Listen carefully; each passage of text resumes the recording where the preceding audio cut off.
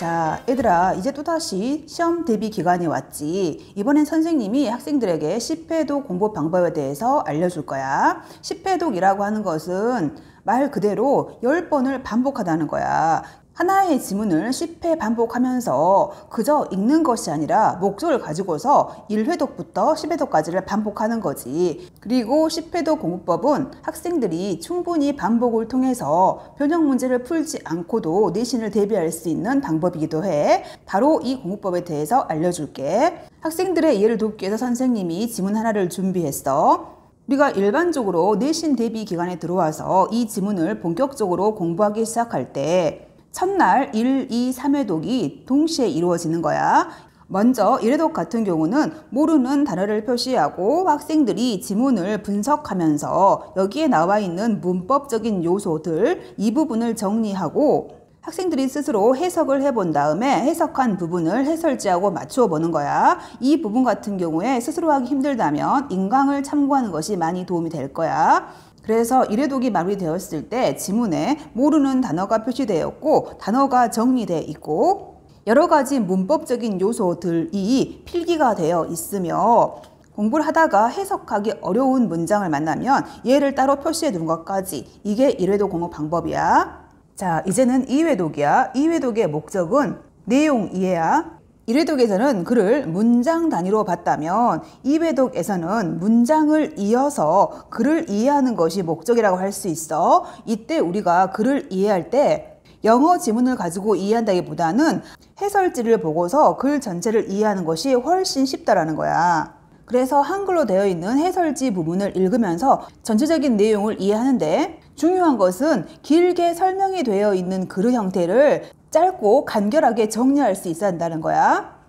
예를 들어서 이 부분 같은 경우에 당신의 시간 평균적인 생산량이 훌륭한 9년과 농사에 실패한 1년의 조합의 결과로 엄청나게 높더라도 당신은 훌륭한 시간 평균적인 생산량에 있어서 당신 자신을 축하하기 위해 돌아보기 전에 농사에 실패한 그 1년에 굶어 죽을 것이다 라고 했어. 글이 굉장히 길기도 하고 나중에 이 글을 읽었을 때 다시 한번 이 긴 글을 읽는다는 것이 비효율적일수라는 거지. 그래서 이 글을 간단하게 이해할 수 있게끔 평균적인 생산량이 엄청나게 높더라도 굶어 죽을 수 있다라는 부분만 표시해 두면 우리가 이 글을 쉽게 이해할 수 있다는 거지. 이런 식으로 최대한 글을 짧고 간결하게 정리해 줘야 돼. 그런 다음에 여기에 나와 있는 부분을 다시 한번 영어 지문에 표시해 두는 거야.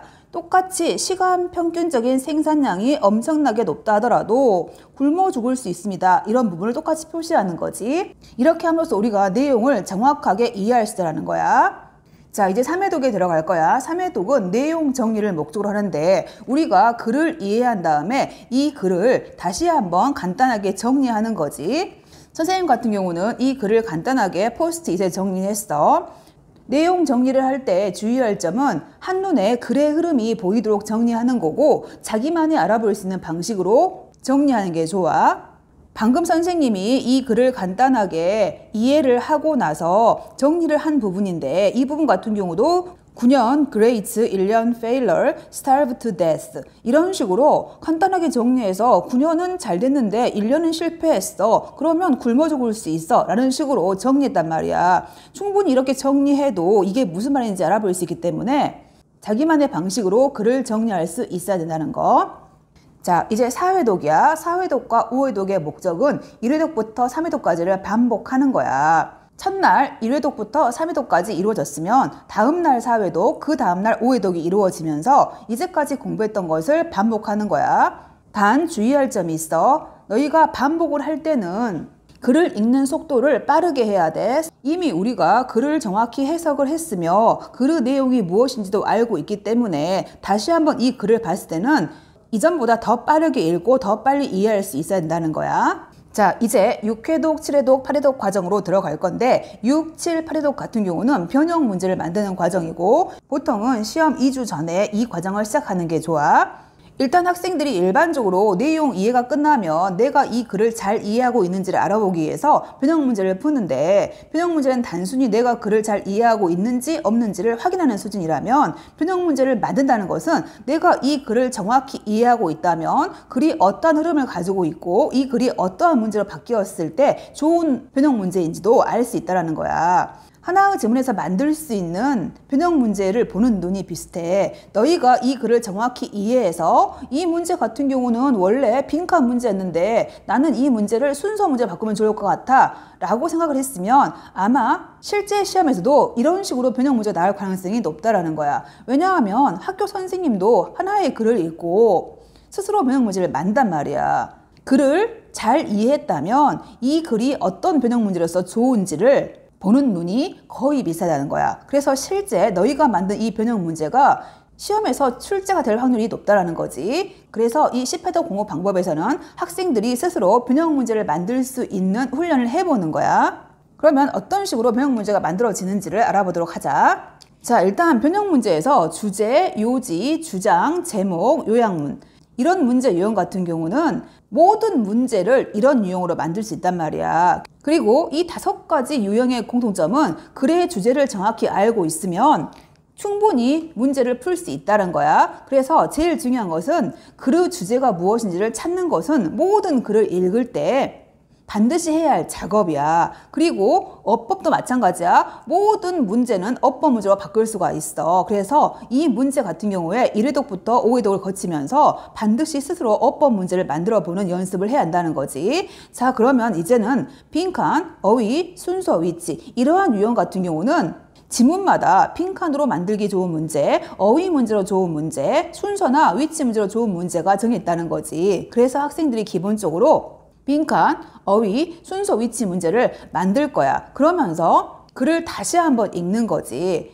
6회독에서는 빈칸 문제를 만들어 볼 건데, 빈칸 같은 경우는 대부분 글의 주제를 포함하고 있는 문장에서 빈칸 문제가 날 확률이 높단 말이야. 그러면 학생들은 이제부터 글을 읽으면서 주제문을 포함한 문장이 어디에 있는지를 찾아봐야겠지. 그리고 그 부분을 표시해 두는 거야. 예를 들어서 이 글 같은 경우는 여기 있는 이 문장이 주제문을 포함하고 있다는 거지. 그래서 이 부분에서 빈칸으로 만들기 좋은 부분을 이렇게 표시해 둔 거야. 자, 이제는 7회독이야. 7회독 같은 경우는 어휘 문제로 나올 수 있는 부분을 표시하는 건데, 이것도 처음부터 글을 읽어 나가면서 주제문과 관련돼 있으면서 반대 어로 바꿀 수 있는 단어가 있다면 그 부분에 표시해 두는 거지. 선생님 같은 경우는 어휘 문제는 이런 식으로 동그라미로 표시를 했어. 자, 이제 8회독이야. 8회독 같은 경우는 순서와 위치 문제로 변형될 수 있는지를 보는 건데, 일반적으로 순서 문제로 좋은 문제 같은 경우는 문장의 시작이 이렇게 연결사로 시작하거나 대명사로 시작하거나 이러한 문장이 많은 경우에 순서 문제로 바꾸기가 쉽다라는 거야. 또한 위치 문제도 마찬가지야. 위치 문제 같은 경우도 마찬가지로 연결사로 문장을 시작했을 때 이 문장을 위치 문제로 바꿀 수가 있고, 마찬가지로 대수로 문장을 시작했는데 이 대시 대명사야. 그러면 이 대명사 가리키는 것이 앞에 나와 있어야겠지. 그래서 이런 식으로 대명사로 문장을 시작하는 경우도 위치 문제가 좋다는 거야. 이런 식으로 순서 문제와 위치 문제의 변형 문제를 만들어 보는 거야. 자, 이제는 9회독이야. 9회독 같은 경우는 일반적으로 시험 1주 전에 서술형에 대비하기 위해서 암기를 하는 과정인데, 일단 서술형 영작 문제로 가장 많이 나오는 문제 유형은 첫 번째, 주제문이 포함한 문장, 두 번째, 문장 구조가 복잡한 문장이야. 이러한 부분들을 학생들이 정리해서 암기하는 거지. 우리가 이미 1회독부터 5회독 거치면서 문법적인 요소를 정리했고 문장 구조가 복잡한 문장을 표시했단 말이야. 그 부분을 학생들이 따로 정리해가지고 다시 한번 여기에 들어있는 문법적인 요소를 정리해주고 암기까지 함으로써 서술형을 대비하는 거지. 이 과정이 9회독이고, 자, 이제 10회독이야. 10회독은 시험 전날 마지막 정리를 하는 건데, 일반적으로 학생들이 시험 전날 무엇을 공부해야 될지 모르는 학생들이 굉장히 많이 있어. 그래서 학생들이 1회독부터 9회독까지 과정을 거치면서 시험 전날 공부할 것들을 미리미리 정리하고 표시해 두는 거야. 그래서 우리가 1회독부터 9회독 과정을 거치면서 표시해 둬야 할 부분이 있어. 첫 번째, 어려운 지문이야. 당연히 쉬운 지문은 한 번 보고도 충분히 이해할 수 있는데 어려운 지문 같은 경우는 한 번 봐서는 안 된다는 거지. 그래서 시험 전날까지도 공부해야 할 지문들은 미리 표시해 두는 거야. 두 번째, 쌤이 중요하다고 강조한 지문이라던가 내용이 있다는 거지. 그러한 것은 반드시 필기해두고 시험 전날 볼 수 있게끔 표시를 해두는 거야. 세 번째, 변형 문제를 푼 학생들 같은 경우는 변형 문제에서 틀렸던 문제를 보는 거야. 이미 한 번 틀린 문제 같은 경우는 다시 틀릴 가능성이 있기 때문에 시험 전날 그 부분을 다시 한번 확인한다는 거지. 네 번째, 구해독에서 정리한 서술형 대비 암기 문장까지 이러한 자료들을 미리미리 학생들이 준비해 놓으면 시험 전날 당황하지 않고 차분하게 다음날 시험을 대비할 수 있을 거야. 자, 오늘은 선생님이 내신 대비 10회도 공부 방법에 대해서 알려줬어. 이 공부법도 잘 활용해서 모두 좋은 성적 거두길 바랄게. 영상 봐줘서 고마워. 안녕.